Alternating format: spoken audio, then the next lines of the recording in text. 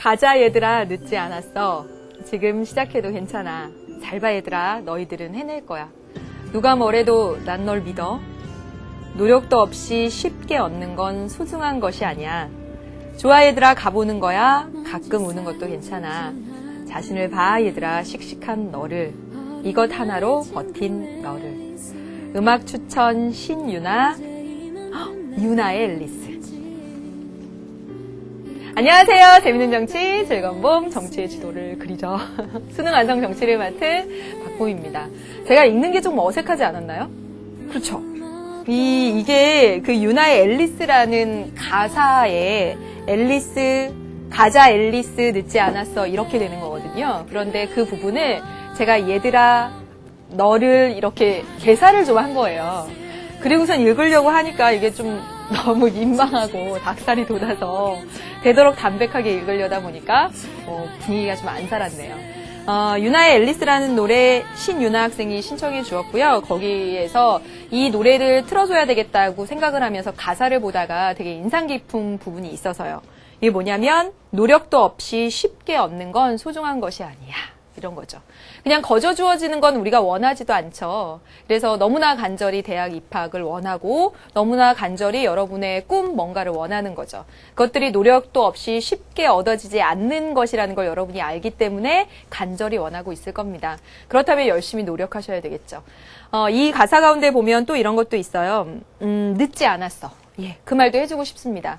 이 강의가 방송될 때는 9월달이고 그리고 그때 만약에 이 강의를 보는 학생들에게 늦지 않았어라는 말은 참 그냥 뭐야 그냥 좋으라고 해주는 말이야?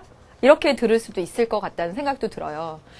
물론 여러분 수능 준비를 시작하기엔 늦었죠. 예, 맞습니다. 그건 맞아요. 그런데 여러분 인생의 꿈을 이루기 위해서는 지금 시작하는 게 가장 빠른 거죠. 그래서 늦지 않았다는 말을 정말 해주고 싶고요.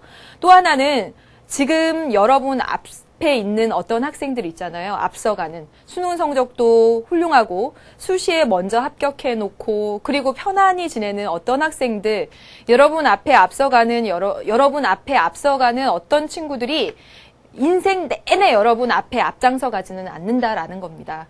여러분이 지금 당장 여러분의 꿈을 생각하면서 어떻게 하느냐에 따라 그 친구를 추월할 수도 있고요. 항상 뒤에만 쫓아갈 수도 있는 겁니다. 아셨죠, 여러분? 되게 무섭네요. 항상 뒤에만 쫓아다니. 그렇게 살지 말아야 되겠죠. 그렇죠, 여러분? 열심히 하십시오. 여러분의 꿈을 이루기 위해서. 누군가를 앞지르기 위해서가 아니라 여러분의 꿈을 위해서요. 예. 오늘 이번 시간은요, 18번째 주제 국제관계의 변화와 우리나라의 국제관계 본격적으로 하겠습니다. 지난 시간에 국제관계의 변화, 국제질서의 변화 관련해서 일부 소개를 드렸고요. 일단 이번 시간 18번째 테마의 문제 찐꽁 해준 학생들부터 소개를 하도록 하지요. 나라. 2번 문제는요, 고려대학교 경영학과 13학번 최유리 학생. 3번 문제는 가능성을 먼저 생각하는 많은 가능성을 가진 신유나 학생. 5번 문제는 긍정의 힘 이영민 학생. 6번 문제는 초등학교 선생님이 되고 싶은 문희연 학생. 8번 문제는 막판 스퍼트. 그렇죠. 장예진 학생. 이렇게 문제찜 해주었습니다. 여러분 그럼 어디 할 차례인가요, 여러분? 우리 지난 시간 복습하고 해야 될 것들 다시 한번 생각해 보도록 하죠. 우리 지난 시간에는 국제법과 국제기구 했습니다. 정말 마르고 닳도록 반복을 하죠. 한 시간 끝나고 나면 중간에 그리고 시작하기 전에 계속 이렇게 뼈대를 세웁니다. 마인드맵을 그립니다. 근데 안 따라 그리면 섭섭하죠. 여러분, 지난 시간에 국제법과 국제기구 했습니다. 국제법에서 두 가지 뭐요? 국제법의 종류. 그리고 국내법과 비교해서 특징들 보았습니다. 국제기구에서는요, 국제기구 분류 기준 3가지 있죠. 그리고 국제연합 이렇게 살펴보았습니다. 이번 시간에는 국제관계의 변화와 우리나라의 국제관계라고 해서 국제관계 변화, 다시 말하면 뭐냐면 냉전에서 탈냉전으로 가는 그 흐름, 그거에 맞춰서 우리나라의 외교관계가 어떻게 끼워 맞춰지는지를 보시면 되죠. 그러면 우리 지난 시간 이어서 118페이지 우리 교재에 있는 요점 정리 부분을 보면서 다시 한번 정리를 하도록 하겠습니다. 여러분, 여기까지 지난 시간에 했습니다. 다시 한번 정리를 해볼까요? 2차 세계대전 끝나고 나서요. 2차 세계대전 끝나고 나서요. 냉전체제가 성립합니다. 그 과정을 보면 소련이 팽창하죠. 공산화시키려고 합니다. 중국 쪽으로, 동부 유럽 쪽으로 공산화시키려고 하죠. 그것에 대해서 미국이 봉쇄하면서 미소 중심의 이런 냉전체제가 성립되게 되죠. 여기서 기억하셔야 될 건 뭐냐면 바로 마셜 플랜, 트루먼 독트린 이렇게 하는 그런 역사적인 사건들을 기억하셔야 된다라는 겁니다. 그게 기점이 돼서 이거 나오면 냉전 성립 이렇게 아셔야 되죠. 하나만 더 말씀드리면요. 여러분 20년 단위로 생각하시면 된다라고 했습니다. 20년 단위로. 그래서 1940년대 말 1960년대 말, 1980년대 말 이렇게 20년 단위로 생각하시면 됩니다. 여러분 마셜 플랜, 트루먼 독트린 1947년이었거든요. 그런데 여러분 연도 외우시지 않으셔도 돼요. 1940년대 말 냉전의 형성, 마셜 플랜, 트루먼 독트린, 그리고 북대서양조약기구나 이거 대비돼서 알아두시고요. 그리고 1960년대 말, 80년대 말 여기가 냉전의 형성, 여기 완화, 여기 탈냉전 이렇게 기억하시면 되는 겁니다. 그 이상도 없어요. 그 이상도 없어요. 해볼까요? 이제 냉전의 완화입니다. 냉전 성립할 때는 양극체제였죠. 미소 중심의 양극체제였어요. 냉전이 완화됩니다. 완화됐다는 건 미소 외에 다른 극들이 탄생한 다극체제의 모습이죠. 그래서 보니까 1960년대에 보니까 제3세계 비동맹 국가 집단이 등장한다. 다시 말하면 그 이전까지는 어떠냐면 미국 쪽으로 쭉 줄 서서 한 집단, 소련 쪽으로 쭉 줄 서서 한 집단 이렇게 두 개의 축, 양극체제였는데 이제 미국 편도 소련 편도 아닌 비동맹, 제3세계가 탄생했어요. 여러 극인 거죠. 그 다음에 이제 미소뿐만 아니라 유럽, 일본, 중국, 동구권 국가들의 독자 노선을 추구하기 시작합니다. 그 외 이제 줄 섰던 팀별로 나눠졌던 것에서 약간 와해의 조짐이 보이죠. 그리고 여기 보세요. 여기 1960년대 말 괌선언이라고 하기도 하고 닉슨 독트린이라고 말하기도 합니다. 여러분 이 트루먼 독트린이 뭐냐면 개입주의라면 개입주의. 여러분 미국은 저 멀리 떨어져 있잖아요. 그래서 예전부터 미국은 고립주의였어요. 고립주의. 니네가 뭐라고 놀던 우리 미국 땅에는 자원도 많고 하니까 간섭 안 하겠어 이런 주의였다고요. 과거 대대로 그런 외교 정책의 노선들을 보면. 그런데 이때 이제 가만 놔두면 다 소련이 거길 다 먹겠구나. 대륙을 다 먹겠구나. 그래서 개입주의에 나선 겁니다. 그러면서 이렇게 부딪힌 거죠. 그런데 이제 그러고 나서 특히나 이제 베트남 전쟁의 그런 아픔들 그런 것 이후에 이제 미국이 변화합니다. 닉슨 독트린. 불간섭주의. 예전 그대로 돌아가서 이제 간섭 안 하겠다. 간섭 안 하겠다. 이게 불간섭주의로 돌아선 거죠. 그래서 미국의 아시아 문제에 개입을 자제하겠다. 불간섭주의입니다. 그러면 소련과 대립될 그것들이 줄어들게 되잖아요. 간섭하게 되면서 이렇게 마찰이 심했던 것인데 불간섭주의. 그러니 냉전이 완화되는 모습이죠. 또 이제 보겠습니다. 이제 냉전의 종식입니다. 방금 전에 봤던 것이 60년대 말, 특히 69년에 닉슨 독트린을 중심으로 한 냉전의 완화, 그래서 제3세계 비동맹 국가, 일본, 중국 등의 등장, 그래서 다극체제였어요, 여기가. 기억을 이렇게 해주셔야 돼요. 그 다음에 세 번째, 냉전의 종식과 이제 탈냉전 시대. 이제는 뭐라고 부르냐면, 다극체제다라고 부릅니다. 그래서 보니까 몰타 선언 그랬어요. 몰타 선언 기억하셔야 되죠? 1980년대 말. 1980년대 말, 40년대 말, 60년대 말, 80년대 말. 어렵지 않아요. 어렵지 않아요. 예. 40년대 말 냉전의 형성, 60년대 말 냉전의 완화, 80년대 말 탈냉전. 이렇게 생각하시면 되죠. 보겠습니다.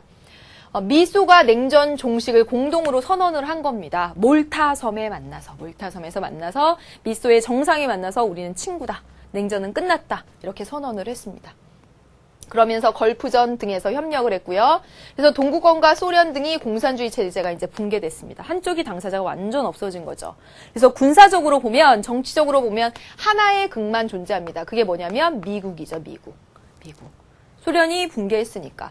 그래서 초강대국으로서의 미국의 지위 향상, 패권 국가다라고 부릅니다. 그런데 자본주의 경제체제의 확산, 그리고 경제적 실리 중심의 외교, 세계화 진전 이런 모습들 나타나고 있고 경제적으로는 여러 극, 일본, 중국, 그 다음에 EU 여러 극들이 등장을 하죠. 그래서 단극적 다극 체제라고 부릅니다.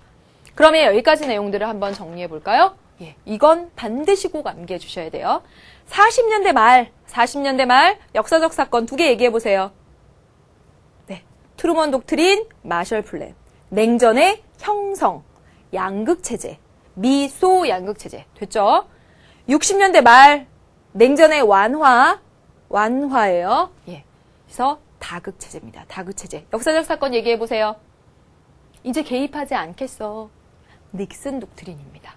그래서 제3세계 비동맹 국가들 막 탄생을 했습니다. 다극체제. 그 다음에 80년대 말 선언했어요. 역사적 사건 몰타 선언. 그리고 소련이 붕괴했습니다. 정치적으로는 하나의 극만, 단극적. 경제적으로는 여러의 극, 다극체제. 그러면서 과거의 이념 중심이었다가 이제는 실리 중심으로 자본주의 경제체제의 확산 이런 거 보여주고 있네요. 예, 그런 내용입니다.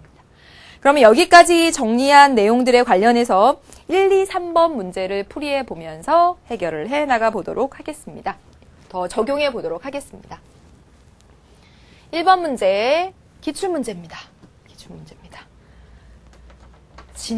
작년 수능에 나왔던, 작년 이맘때 나왔던, 예, 이 문제 어려워했습니다, 여러분. 이 문제 어려워해서 정답률도 꽤 많이 안 높았습니다. 근데 여러분이 이 문제 맞추셔야만 1등급 예약할 수 있습니다. 여러분 선거 문제, 그리고 여기 이렇게 4단원의 역사적 순서로 진행되는 이 탈냉전과 냉전의 이 과정에 관한 문제, 그리고 3단원의 통치기구에 관한 문제에서 고난이도 문제 출제된다는 거 알고 계시죠? 그 부분들 반드시 그 부분들에는 기본적인 암기가 필요하다는 것도 알고 계실 겁니다. 보겠습니다. 제2차 세계대전 종전 후에 미국의 트루먼 독트린, 트루먼 독트린, 마셜 플랜, 냉전의 뭐요? 말해보세요. 냉전의 형성. 두 번째 보겠습니다. 40년대 말이에요, 이거. 60년대 말 친절하게 나왔고, 80년대 말 친절하게 나왔습니다. 다른 거 다 안 읽어봐도 돼요. 예. 40년대 말, 60년대 말, 70년대 말, 60년대 말이네요. 그러면 냉전의 완화죠, 완화. 그래서 보니까 실제로 닉슨 독트린 써 있고요. 중소 국경 분쟁, 이것도 냉전의 완화의 모습입니다. 냉전이 공고할 때는요, 소련 중심으로 해서 딱 팀이 짜여지고, 미국 중심으로 딱 팀이 짜여졌는데 이게 완화될 때는 소련 편도 미국 편도 아닌 제3세계도 등장하고 그 공산주의 내부에서 중국과 소련 간의 이런 국경 분쟁도 나타나고 이게 완화되는 모습이겠죠. 완화입니다. 89년 몰타 정상회담. 냉전의 빠이빠이 종식 탈냉전. 그 다음에 그 이후의 모습들을 보니까 2001년 뉴욕 세계무역센터에 대한 9.11 테러가 발생했죠. 이제 이 탈냉전 이후에는 하나의 패권 국가 미국이죠. 그래서 미국에 대한 이런 이슬람이라고 말하면 안 되겠네요. 예, 테러 조직들의 이런 것들도 있었습니다. 예. 그러면 문제를 1번부터 풀어볼게요. 국제연맹을 대체하는 국제연합 창설의 기초가 되었다. 여러분 잘 보세요. 지금 트루먼 독트린, 마셜 플랜을 배경으로 해서 국제연합이 탄생한 겁니까? 아니에요. 여러분, 이거 이후에 이게 탄생했다. 이게 배경이 되었다. 기초가 되었다라고 말하는 건 이건 좀 억지스러운 겁니다. 그리고도 국제연합이 먼저 생겼고 그리고 나서 이겁니다. 2차 세계대전 끝나고 다시는 이런 전쟁 하지 말자고 국제연합 탄생한 거죠. 이것들이 트루먼 독트린이나 마셜 플랜의 시행이 바로 국제연합 창설의 기초다. 이렇게 말하는 건 아니죠. 틀렸습니다. 두 번째, 나는 미소 간의 이데올로기 대립을 종식시키는 결과를 가져왔다. 여러분, 이거 완화죠. 종식은 다른 표현입니다. 끝났다라는 거니까 아닙니다. 지금 사실 1번 선지나 2번 선지 다 만만한 선지가 아닙니다. 얼마든지 이것도 그럴 것 같은데 이렇게 생각할 만해요. 다음 3번, 다 이후에 1989년 이후 탈냉전 이후에 상이한 두 경제체제 간의 경쟁 구도는 사라지고 시장 경제체제가 확대되는 현상이 나타났다. 정답은 3번이 됩니다. 이것도 3번을 고르기가 꽤 까다로운 편이었어요. 사라지고? 사라져? 그런데 여기 이게 있잖아요. 경쟁 구도. 다시 말하면 자본주의와 공산주의 간의 경쟁 구도. 사라졌죠. 왜요? 소련 쪽이 이렇게 무너졌으니까. 공산권이 무너졌으니까. 두 체제의 경쟁 구도는 사라지고 주로 세계가 자본주의 체제가 확대되는 현상이 나타났죠. 그대로입니다. 있는 그대로 설명된 것. 따라서 정답은 3번 이렇게 고르셔야 되겠습니다. 다음 볼게요. 4번. 라는 탈냉전 후 발생한 국가 간의 국지적 전쟁의 대표적인 사례이다. 탈레반이 9.11 테러를 해서 누가 이끈? 오사마 빈 라덴이 이끈. 그래서 죽었죠. 그렇죠? 오사마 빈 라덴이 이끈 탈레반 조직이. 그럼 여기 보세요. 여기서 뭐가 틀렸을까요? 이게 틀렸죠. 국가 간이 아니죠, 여러분. 테러 조직과 미국입니다. 테러 조직이 미국에 강한 거예요. 국가 간의 전쟁이다라고 볼 수 없다라는 거죠. 이 단어 하나하나가 이렇게 미묘하게 들어가서 함정이 파 있습니다. 이거 틀린 거죠. 그 다음에 5번 보겠습니다. 가 이후에는 이념 중심의 양극체제가 맞네요, 여러분. 냉전이 형성되고 나서 이념을 중심으로 해서 미소 양극체제가 맞죠? 이거 맞네요. 그 다음에 탈냉전 이후에는 여러분 뭐라고 불렀어요? 단극적 다극체제. 이게 의미하는 바가 뭐라고요? 정치적으로는 군사적으로는 미국의 패권 국가, 그 다음에 다극체제, 경제적으로는 여러 국가들, 국제사회의 행위 주체들이 등장한 거죠. 따라서 이렇게 말해야지 다 이후에 실리 중심의 양국체제? 이런 말은 없습니다. 그래서 이것도 틀렸죠. 그래서 여러분 정답은 3번 이렇게 고르셔야 했습니다. 잘 고르셨어요? 이렇게 출제됩니다. 다음 2번 문제 한번 볼게요. 고대 경영학과 13학번 유리 보십시오. 다음 사건들로 인해 나타나게 된 국제관계의 변화 양상 이렇게 나왔습니다. 문제 읽어볼게요. 1961년, 1968년이네요. 60년대구만. 네. 유고슬라비아, 인도, 이집트 등에 의해서 국제적 긴장 완화와 식민주의 등을 타파를 의제로 하는 비동맹 제국회의가 개최되었습니다. 비동맹 제국회의래요. 미국 편도, 소련 편도 안 들겠다. 바로 그 얘기입니다. 또 볼게요. 1968년에 소련의 체코슬로바키아 침공에 대해서 중국은 소련을 사회제국주의라고 비판했다. 중국과 소련 간에 으르렁대고 있습니다. 여러분, 여기서 보여지는 건 냉전의 형성입니까? 냉전의 완화입니까? 냉전이 끝난 겁니까? 여기서 보여지는 국제관계의 모습은 어떤 모습입니까? 냉전이 유리야? 냉전이 완화된 거죠. 유리 대답하고 있어요? 완화된 거죠. 그리고 1960년대라는 거에 대해서 단서가 있습니다. 1960년대 말부터 물론 완화의 모습이 나타났고요. 그래서 중국과 소련, 사회주의 국가 내부의 이런 균열의 모습들 꽁꽁 단결해서 뭉쳐가고 딱 이렇게 해도 부족한데요. 그러니 이것이 바로 냉전 완화의 모습이라고 할 수가 있죠. 그러면 1번부터 보겠습니다. 1번, 미국과 소련을 중심으로 한 양극 체제가 강화. 맞아요. 유리 맞아요? 아니죠. 이때부터는 뭐가 나타나는 거예요? 다극 체제가 나타나죠. 그래서 미국, 소련 뿐만 아니라 제3세계 그리고 중국 등등이 이렇게 부상하게 되는 거죠. 그래서 틀렸습니다. 2번. 국제사회는 다양한 세력의 부상으로 다극체제가 형성되었다. 그러네요. 말 그대로 이거네요. 네. 다음 사건들로 인해 나타나게 된, 이런 것들이 계속돼서 나타나게 된 건 냉전의 완화다. 냉전이 완화됐던 그 시절의 모습은 바로 이 다양한 세력의 부상으로 다극체제. 정답은 2번. 3번 볼게요. 동서 갈등보다 남북 문제를 더 심각한 문제로 인식하게 되었다. 여러분, 여기서 용어 하나 알아두셔야 되죠? 물론 잘 알고 있을 거라고 생각하지만 마지막으로 정리합니다. 자주 나올 수 있으니까. 여러분, 남북 문제는 우리나라의 경우는 남과 북의 문제지만 국제적으로 봤을 때 남북 문제는 선진국과 후진국 간의 경제적 격차 문제를 얘기합니다. 일반적으로 북반구에 잘 사는 나라들이 있고 남반구에 못 사는 나라들이 몰려 있어요. 그래서 선진국과 후진국의 경제적 격차 문제를 남북 문제라고 부릅니다.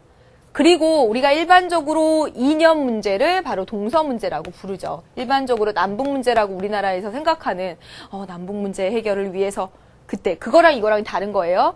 이념 문제를 동서 문제라고 부릅니다. 예. 일반적으로 동쪽에는 공산주의 국가들이, 서쪽에는 민주주의, 자유민주주의 국가들이 이렇게 배치가 돼서 동서 문제라고 부르죠. 이렇게 부릅니다. 그럼 잘 보세요. 이제 냉전이 완화됐어요. 완화되니까 이제 이념 문제보다는 경제적 격차 문제를 더 중요한 문제로 더 심각하게 인식하게 되었다. 이거 맞을까요? 여러분, 이거 틀린 겁니다. 여러분, 냉전이 완화됐긴 했지만 이건 여전히 냉전 상황이라는 말이잖아요. 냉전이 과거보다 완화되긴 했지만 여전히 냉전 상황입니다. 이념 대립이 존재하는 상황이에요. 따라서 동서 갈등보다 남북 문제를 더 심각하다? 아니요. 여전히 동서 갈등은 심각한 문제입니다. 냉전 상황인 거니까. 그래서 이것도 틀렸어요. 4번 볼게요. 냉전의 양상이 정치적 대립에서 경제적 대결 구도로 전환되었다. 여러분, 여전히 정치적인 그런 상황들로 계속 가고 있습니다. 그러니까 아니죠. 물론 냉전이 형성되고 냉전이 아주 공고화되었을 때보다는 덜하겠지만 세계 평화를 위해서 집단 안보를 목표로 한 국제 규범 논의가 활발해졌다. 여러분, 세계 평화를 위해서 집단 안보를 할 수 있는 게 뭐가 있을까? 이게 뭐예요? 유엔이죠, 유엔. 여러분, 유엔에 대한 논의는 언제 했어요? 2차 세계대전 끝나고 나서. 2차 세계대전 끝나고 나서 1940년대. 그래서 이거 아니죠. 이건 1960년대 얘기잖아요. 완화됐을 때. 그래서 정답은 2번 이렇게 골라주시면 되겠습니다. 다음 문제 볼게요. 가능성을 먼저 생각하는 많은 가능성을 가진 유나. 보겠습니다. 3번. 나에 대한 옳은 설명. 1947년 미국 대통령은 1989년 이렇게 연도가 나와서 저는 딱 박히는데 여러분에게 연도 외우지 말라고 했으니까 보겠습니다. 미국 대통령은 의회에서 내부의 소수 무장 세력이나 외부 세력의 부당한 시도에 저항하려는 자유로운 사람들을 지지하는 것이 미국의 정책이어야 한다고 믿는다라고 선언하면서 우방국에 대한 지원과 적대국에 대한 봉쇄를 천명했다. 여러분, 이게 바로 뭘까요? 이게. 그동안 미국은 아메리카 대륙에 저 멀리 떨어져 있으면서 그러거나 말거나 다른 데서 그러거나 말거나 하는 고립주의 정책을 펴왔는데 이제 대통령이 나서서 그런 거예요. 막 이런 자유로운 사람들이 외부의 무장 세력이나 외부 세력의 부당한 시도에 저항하려는 어떤 사람들이 있다면 그것을 지지해주고 거기에 가서 도와줘야 되는 것이 미국의 정책이어야 한다. 다시 말하면 개입주의를 천명하고 있는 겁니다. 그래서 여기 보세요. 우방국에 대해서는 지원하고 적대국에 대해서는 봉쇄 그랬습니다. 소련에 대해서 봉쇄 이거죠. 이거 뭐죠? 40년대 말 유나 이거 뭐죠? 40년대 말 트루먼 독트린 얘기하고 있는 거죠. 네. 다음 보겠습니다. 89년 작은 섬나라 몰타에서 유나 알았죠? 냉전의 종식. 여기는 냉전의 형성이고요. 냉전 형성. 그리고 여기는 냉전이 끝났습니다. 냉전의 종식이죠. 몰타섬에서 미국과 소련의 최고 지도자가 회담을 가졌습니다. 그래서 양측은 상호 간의 군비 축소에 노력을 하겠다. 동유럽의 평화로운 민주화 지지 등에 합의하고 소련의 개혁 정책을 지지할 수 있는 양국의 경제협력 방안 등을 집중적으로 논의했다. 그랬습니다. 여러분, 여기 보시면 40년대 말 트루먼 독트린 냉전의 형성, 80년대 말 몰타 선언 냉전의 끝. 네, 이렇게 보시면 되는 거죠. 볼게요. 기억.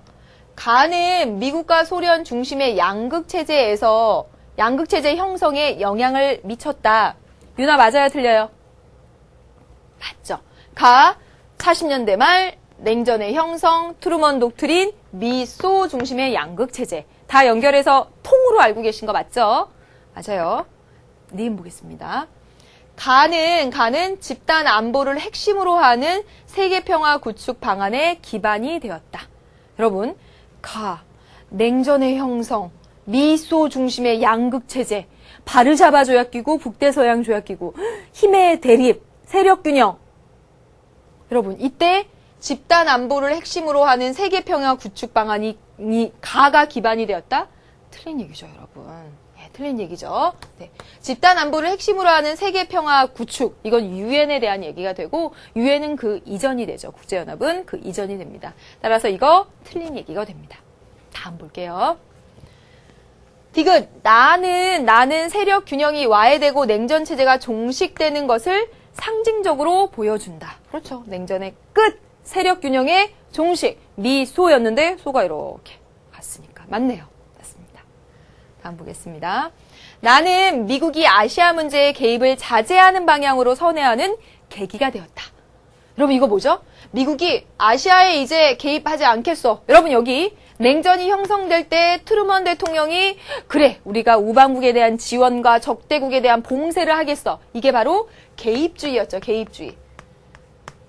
그런데 베트남 전쟁 등을 거치면서 이제 다시 불개입으로 갑니다. 이게 뭐죠? 닉슨 독트린이죠. 여러분 여기가 냉전의 형성, 여기 완화입니다. 완화. 여러분 이 설명은 미국이 아시아 문제에 개입을 자제한다. 이거 닉슨 독트린에 대한 얘기가 되고 이 닉슨 독트린에 대한 이야기는 나 시기가 아니라 어느 시기? 냉전의 완화 시기. 여기에는 나오지 않은 냉전의 완화 시기가 됩니다. 따라서 이거 틀린 얘기가 되죠. 여러분 지금 계속해서 하고 있는데 어렵습니까? 혹시 어려워요? 여러분 제일 앞에 했던 냉전의 형성, 냉전의 완화, 탈냉전 하는 그 역사적인 그 순간의 사건이나 특징들을 여러분이 암기하지 않으시면 계속 끝까지 가도 어려워요. 그리고 지금 바로 듣고 나서 바로는 풀지만 나중엔 또 못 풀 수가 있어요. 정확하게 암기하셔야 돼요. 아시겠죠? 여기까지 해서 국제질서의 변화 부분을 살펴보았습니다. 이제 뭐 볼 거냐면 우리나라 외교를 좀 보도록 하겠습니다. 우리나라 외교. 보시죠. 우리나라 외교 우리 교재 118쪽. 118쪽에 이렇게 나와 있습니다. 우리나라 외교는 여러분 어려울 게 한 개도 없습니다. 어려울 게 한 개도 없어요. 뭐대로 하면 돼요? 지금 봤던 국제질서의 변화랑 맞물려서 똑같이 하시면 됩니다. 그래서 일단은 전체적인 큰 변화는 뭐냐면 이념 중심의 외교에서 이제 실리 중심의 외교로 가게 되었다. 예전에는 이념 중심, 미국 중심의 외교에서 이제 능동적 외교로 가게 되었다. 그게 큰 틀의 변화죠. 예전에는 냉전이었으니까 그 이념에 맞추어서 자유민주주의 이념에 맞는 거기 그 편들끼리 모여서 한 팀을 짰으니까 그 이념 중심의 외교를 했다면 이제는 우리나라의 이득이 되는 방향으로 외교를 진행해 가는 거죠. 큰 틀에서 이런 변화가 있어요. 그 다음에 보겠습니다, 여러분. 여기 보세요. 1950년대 이후 보세요. 여기는 언제냐면 냉전이 형성된 시기죠. 1940년대 말부터 냉전이잖아요. 냉전이 형성돼서 미소 중심의 양극체제가 됐고 우리나라는 미국 편에 줄을 섰죠. 당연히 우리나라 외교 방안은 반공, 공산주의에 반대하고 미국과 친한, 대미, 미국에 의존하는 그런 외교가 되겠죠. 상식적으로 그렇죠. 그 다음에 보세요. 그러다가 1960년대 후반, 뭐라 그랬어요? 1960년대 후반. 40년대 말 냉전 형성됐고요. 60년대 후반, 냉전이 완화됐죠. 그래서 다극체제다라고 그랬죠. 다극체제. 그렇다면 우리나라도 여러 극이 지금 출연을 했으니까 미국 편에만 이러고 있을 것이 아니라 여러 극들하고 외교를 해야 되겠죠. 그래서 보니까 제3세계 비동맹 국가들과 외교를 전개해 나갑니다. 또 보세요. 공산권 국가에 대해서 문호 개방을 선언합니다. 그게 6.23 선언이에요. 1973년에. 그런데 여러분 여기서 지금 공산권 국가에 대해서 문호를 개방한 거나 여기 밑에 와서 북방 외교랑은 조금 다릅니다. 이건 정말 이제 문호를 열겠다라고 하는 어떤 시도 이런 거고요. 이때 북방 외교에 와서 이제 본격적으로 수교, 친구 관계를 맺고 이렇게 정말 이렇게 수교를 맺고 친구 관계를 맺고 이렇게 하는 거죠. 그래서 여기는 정말 이제 미약한 수준으로 이제. 그래서 요거랑은 다른 거예요. 그래서 1973년 6.23 선언을 통해서 문호 개방을 선언하기도 합니다. 그럼 여기 보세요. 냉전 완화에 맞추어서, 냉전의 형성에 맞춰서 그대로 우리나라 외교가 진행된다고요. 그러니까 어렵지 않습니다. 이제 1980년대 후반이래요. 그러면 어떤 시기? 국제적으로 어떤 시기예요? 탈냉전이죠. 탈냉전. 냉전을 벗어났습니다. 국제사회가 냉전을 벗어났어요. 그럼 우리도 그거에 발맞춰서 이제 과거 공산주의 나라들 공산권 국가 대상으로 경제적 이익이 된다면 외교관계를 맺어야죠. 그래서 중국과도 친구관계를 맺습니다. 공산주의 나라인데 중국과도 친구관계를 맺고 그 다음에 공산권 국가를 대상으로 친구관계를 맺습니다. 수교를 맺어요. 그래서 평화통일 기반을 조성한다. 경제적 실리를 중시한다. 이렇게 나옵니다. 그리고 나서 이제 2000년대 이후의 모습들을 보니까 남북의 긴장 완화를 위해 노력하는 그래서 정상회담도 열었고요. 뭐 국제사회 화해와 평화 유지에 기여하는 그런 외교들을 한다. 뭐 이건 뭐 당연한 얘기들. 그러면 여러분 크게 생각하시면 돼요. 다 같이 한번 해볼까요? 우리 같이. 외교는 이념 중심 외교에서 실리 중심의 외교로 넘어갔다. 크게. 그리고 국제사회의 흐름과 발맞추어 간다. 이렇게 생각하시면 되죠. 1940년대 말부터 50년대에 주로 보이는 건 반공. 왜요? 냉전이 형성됐고 우리는 미국 편에 줄을 섰으니까. 그 다음에 1960년대 말에 냉전이 완화되고 국제적으로도 여러 극이 생겼어요. 그러니 우리나라도 여러 극과 외교를 해야죠. 비동맹 국가 또는 공산주의 나라의 문호를 개방하겠다고 선언하기도 합니다. 80년대 말 냉전이 끝났어요. 그럼 우리나라도 이제 북방 외교를 해야죠. 북방 외교. 그래서 공산권 국가와 수교도 맺고 그렇게 한다라는 거죠. 다 됐죠, 여러분? 다 됐습니다. 문제를 한번 풀어보도록 하겠습니다, 여러분. 문제 남은 문제들 쭉 이어서 풀어가 보도록 하겠습니다. 7번 문제부터 8번 문제 이렇게 먼저 보도록 하죠. 7, 8번 문제 보겠습니다. 관련된 문제예요. 7번. 가라는 광복 이후 우리나라의 시기별 외교 정책. 광복 이후 시기별 외교 정책이다라고 했습니다. 이에 대한 옳은 분석, 여러분, 기출문제입니다. 기출문제. 수능 문제라고 생각하시고 풀어야 돼요. 9월은 수능 문제입니다. 똑같아요. 보세요. 미국을 중심으로 한 자유주의 진영 중심의 외교. 이거 냉전 형성된 시기네요. 그렇습니까? 두 번째, 6.23 평화통일선언으로 일부 사회주의 국가의 문호를 개방했습니다. 1973년 6.23 평화통일. 이거 냉전이 완화되는 그 국제사회 흐름에 맞추어 간 거죠. 우리만 뭐 독불장군처럼 그러고 있을 수는 없잖아요. 그 다음에 보세요. 북방 외교예요. 북방 외교. 이제 아주 본격적으로 수교를 맺습니다. 그래서 공산권 국가와의 수교 그랬습니다. 냉전이 해체되고 난 이후에. 그리고 여러분 지구촌 문제 해결에 동참하는 외교. 이게 2000년대 이후의 모습인데 지구촌 문제가 뭐예요? 어떤 한 나라의 노력만으로는 해결되지 않는 문제.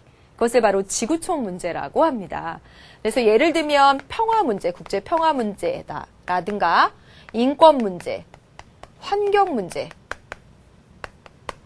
이런 것들은 어느 한 국가의 노력만으로 해결되지 않죠. 이런 것들을 지구촌 문제라고 하고 이 지구촌 문제 해결에 동참하는 외교를 이제 하고 있다라는 얘기가 되죠. 그럼 문제를 풀어보도록 하겠습니다. 기억. 가는 미국을 중심으로 한 자유주의 진영, 자유진영 중심의 외교는 냉전 체제의 성립과 관련된다. 여러분 다 같이 대답해 보세요. 다 같이. 오, 그렇죠. 오. 설명 안 하겠습니다. 니은 나로 남북한이 유엔에 동시 가입하였다. 여러분 여기 냉전이 완화되는 거고요. 남북한이 동시에 유엔에 가입할 정도면 이 국제사회에서 냉전이 끝난 이유가 되지 않겠습니까? 냉전이 다 끝나고 정말 과거의 공산주의 그다음에 자유주의 진영이 서로 완전 이제 같이 이렇게 섞였을 때 이제 탈냉전 이후의 모습이 아니겠습니까? 그렇죠? 그래서 실제로 남북한이 동시에 유엔에 가입한 건 1991년의 일이고요. 그래서 이거 아닙니다. 여러분 이것만 보고 평화통일선언으로 일부 사회주의 국가의 문호를 그러니까 이거 맞나? 예, 이게 좀 함정입니다. 연도까지 암기하실 필요는 없긴 하지만 남북한이 동시에 유엔에 가입한 것은 탈냉전. 네, 그래서 이거 틀렸습니다. 나와 다는 냉전체제 해체 이후 가능하게 되었다. 보세요. 나와 다는 냉전체제 해체 이후에 가능하게 되었다. 맞아요? 다는 탈냉전. 맞죠? 그런데 나는 냉전이 완화되었을 때입니다. 그러니까 나가 틀린 거죠. 틀렸습니다. 리얼 볼게요. 라의 일환으로 지구촌 문제 해결에 동참하는 외교의 한 사례로서 동티모르의 UN 평화 유지 활동에 참여한 거. 그렇죠. 동티모르 평화 유지를 위해서 우리나라 이렇게 파병을 한 것. 이런 것들이 바로 이 예가 되겠죠. 맞습니다. 그래서 여러분 정답은 기억과 리을 이렇게 고르시면 되죠. 돼요. 여러분. 예. 냉전, 완화, 탈냉전 맞추어서 이렇게 기억을 하시고 그리고 역사적인 사건 6.23 평화통일선언이라든가 그리고 UN 가입 이런 것들 북방 외교라는 용어 이 정도를 기억해서 정리해 두시는 게 필요할 것 같아요. 이제 다음 문제를 보도록 하겠습니다. 8번 문제죠. 막판 스퍼트. 예진 잘하고 있나요? 힘이 더 많이 들 텐데 정말 공부 생각만 해야 될 것 같아요. 공부 생각만. 보겠습니다. 우리나라 외교의 변화 방향으로 가장 적절한 것은 이런 문제는 어떻게 하라고요?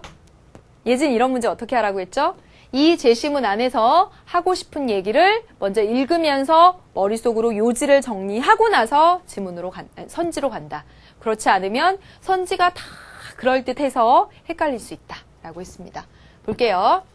강원도 평창의 2018년 동계올림픽 개최지 선정은 세계적 초대형 스포츠 이벤트를 국내로 유치했다는 의미를 넘어서서 2018년, 13, 14, 15, 16, 17, 18년, 6년 남았네요.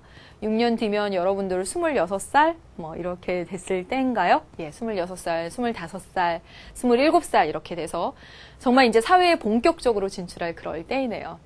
그때 한번 생각해 보세요. 그래서 여러분이 돈을 벌고 있고 여러분이 직장을 다니고 있는 그때 평창 동계올림픽이 하고 그때 어느 장소에서 어떻게 저것들을 보고 있을지 한번 생각해 보세요. 그때 여러분이 지금 원하고 있고 지금 꿈꾸는 바로 그 자리에 가 있을 수 있을까요? 그러기 위해서는 최선을 다해서 노력을 하셔야 되겠죠.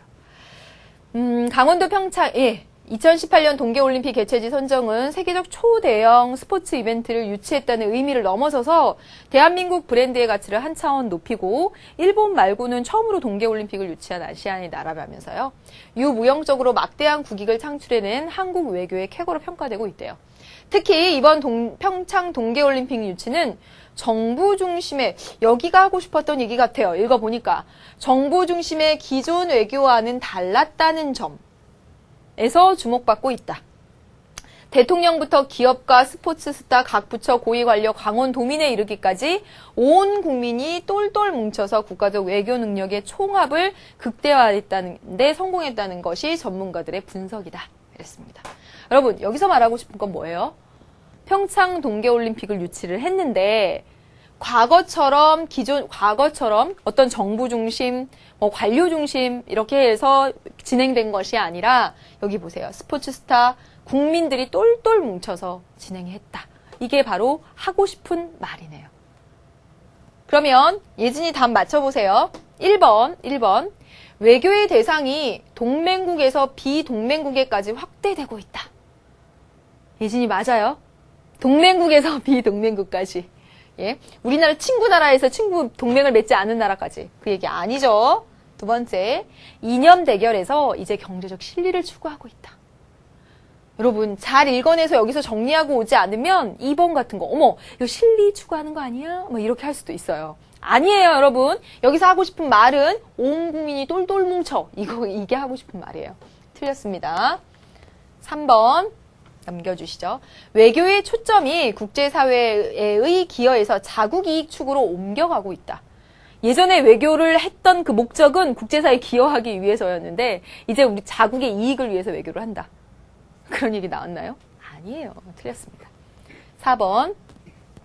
외교의 주제가 정치, 경제 문제를 넘어서 지구촌 공동의 문제로까지 확대되고 있다. 이게 오늘날 경향이긴 해요. 경향이긴 합니다. 예전에 외교라는 건 정치, 군사적 측면에서 외교가 중심을 이뤘다면 오늘날은 정말 다양한 분야에서 외교를 진행하고 있죠. 문화, 스포츠 이런 부분까지. 하지만 여기서 하고 싶은 얘기는 그건 아니다라는 겁니다. 다음 보겠습니다. 따라서 정답은 넘겨주세요. 네, 5번. 공식적 행위자 중심에서 다시 말하면 기존 정부 중심의 기존 외교와 달랐다는 점이다. 공식적 행위자 중심에서 국민의 각계각층의 역량이 동원되는 그런 외교. 정답은 5번이 되고요. 여러분들 어렵지 않게 예진 맞췄죠? 예, 5번이 되겠습니다. 이제 다음 문제를 한번 보도록 할게요. 여러분 121페이지 4번 문제입니다. 여러분 이게 순서대로 안 하는 데는 여러분 이유가 있어요. 예. 외교에 관련된 것들을 지금 차례대로 봤고요. 그리고 이제 다른 것들을 좀 이렇게 어디에 분류하기가 좀 어려운 것들을 맨 뒤로 이렇게 몰았습니다. 이제부터 문제 해결을 해보도록 할게요. 가나에 대한 분석으로 옳지 않은 것은 가볼게요. 저발전 국가들의 진출에 있는 선진국의 다국적 기업은 이제 이 다국적 기업에 대한 이야기네요. 여러분 이 문제는 앞서서 국제사회의 행위 주체 그쪽에 나왔더라면 좋았을 문제인데 지금 여기 파트에 나와서 선생님이 뒤로 이렇게 몰아놓은 겁니다. 여러분 다국적 기업에 대한 문제, 국제사회 행위 주체 가운데 초국가적 행위체에 들어갔었죠. 거기서 이제 풀이했었더라면 좋았는데 이 다국적 기업에 대한 견해가 가와 나 지금 두 가지로 나타나 있는 거예요. 그러면 가는 다국적 기업에 어떻게 보는지 보니까 이 저발전 국가들의 국민들에게 일자리를 제공하고 선진 기술을 소개하며 국가가 발전의 밑거름이 될 투자 자본을 직접 이렇게 투자 자본을 모으는데 도와준다. 이랬습니다. 또 더불어 국가 간 상호 수익을 창출하는 무역 환경을 유지시킴으로써 국가 간의 평화적 관계에도 기여한다. 이랬습니다. 여러분 여기 보세요. 지금 가의 진수를 보면 선진국의 거대한 기업, 다국적 기업, 선진국, 이 전 세계의 지사와 이런 공장, 분공장을 두고 있는 이 다국적 기업의 이 기능에 대해서 긍정적인 측면에 주목해서 지금 서술하고 있는 거죠. 그런데 나를 한번 보겠습니다. 저발전 국가들의 진출에 있는 선진국의 다국적 기업은 투자를 늘리지만 발생하는 이익은 자국으로 송금하고요.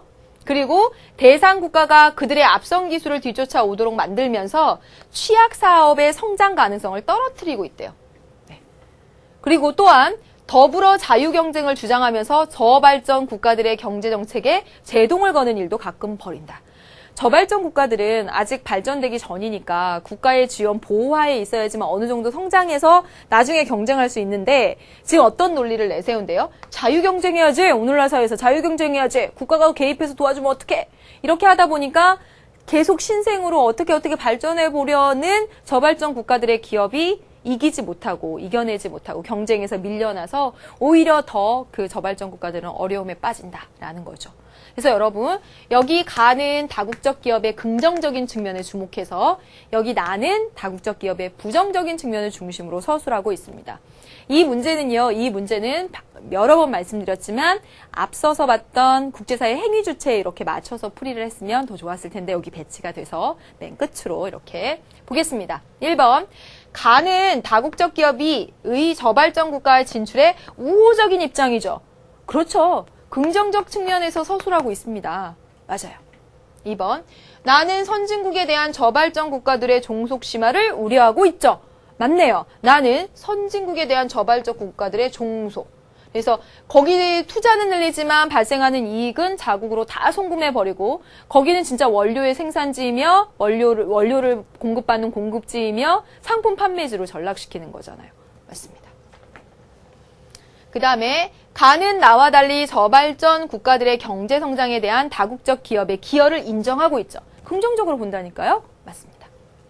4번 가는 경제적 측면에서 나는 정치적 측면에서 다국적 기업의 역할을 이해하고 있다. 여러분 여기서 보여지는 건 가는 긍정적 측면으로 나는 부정적 측면으로 이야기를 하고 있는 거죠.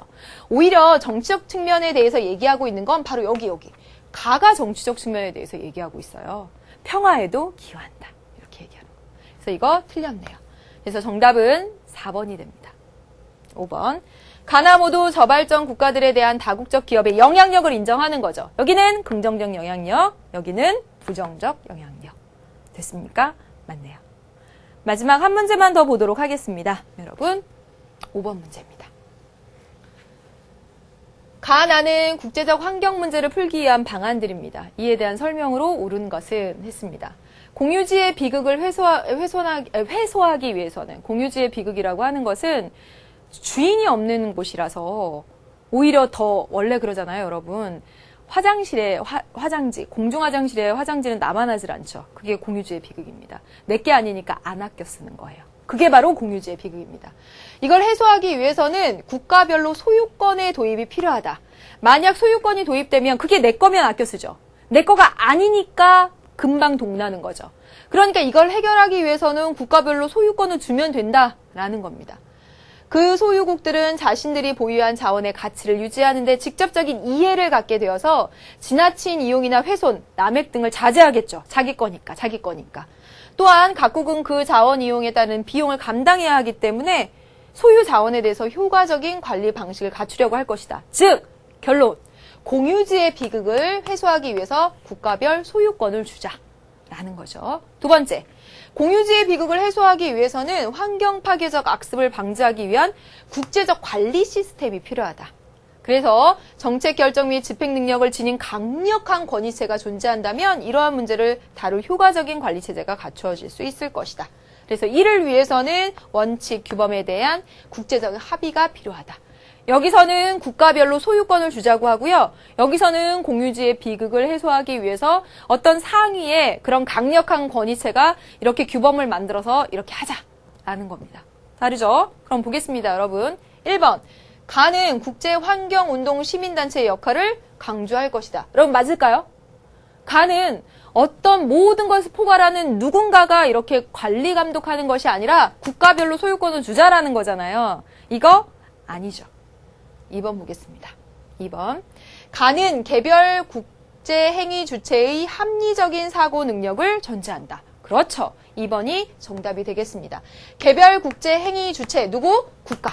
국가가 국가별로 소유권을 주면 걔네들은 굉장히 합리적이고 영리한 사고를 하기 때문에 지나친 이용이나 훼손, 남획을 하면 내손해고 그리고 이 비용을 많이 자원 이용에 따른 비용을 감당해야 되기 때문에 어떻게 하면 효율적으로 잘 쓸 수 있지? 라는 것을 고민한다는 거예요. 이 말은 개별 국제 행위 주체가 합리적으로 판단할 수 있을 것이다. 개별, 이 국가가 잘 합리적으로 판단할 수 있을 것이다. 국가별로 소유권을 주자. 정답은 2번이 됩니다. 3번. 나는 국가 간 공통 규범의 이행보다 개별 국가의 자율적 통제를 중시한다? 아니죠. 지금 뭐라 그랬어요? 국제적 관리 시스템이 필요하다고 그랬죠. 공통의 규범이 필요하다 그랬습니다. 반대로 얘기하고 있어요. 다음 보겠습니다. 나는 가와 달리 소유권 경계를 정하기 힘든 해양 오염 문제를 해결하기 어렵다. 여러분, 나와 같은 경우에 국가별 소유권을 정하기 힘든 이런 문제를 해결하기가 쉽죠. 여러분, 이 국가별로 소유권 경계를 정하기 힘든 해양 오염과 같은 문제를 해결하기 위해서 이 국가별로 소유권 경계를 정하기도 어려운데 국가별로 소유권을 도입하면 이거 해결이 안 되잖아요. 오히려 이런 문제들은 여기 나와 같은 관리 방식으로 했을 경우에 보다 더 잘 해결할 수 있겠죠. 그래서 이거 어렵다가 아니라 오히려 나는 가와 달리 이런 문제의 경우 해결이 더 쉽다. 이렇게 해야지 맞죠. 마지막 선지. 가나 모두 초국가적인 국제기구를 통한 환경 문제 해결을 지향한다. 여러분, 나는 여기 국제적 관리 시스템을 지향하고 있습니다. 그러니까 지향 틀린 얘기가 되죠. 그래서 이것도 틀렸습니다. 여기까지 여러분 해보았습니다. 아주 급하게 했네요. 여러분 잘 마무리하시고요. 다음 시간에 조금 더 보충 설명해 드리겠습니다. 수고 많으셨습니다. 여러분 안녕.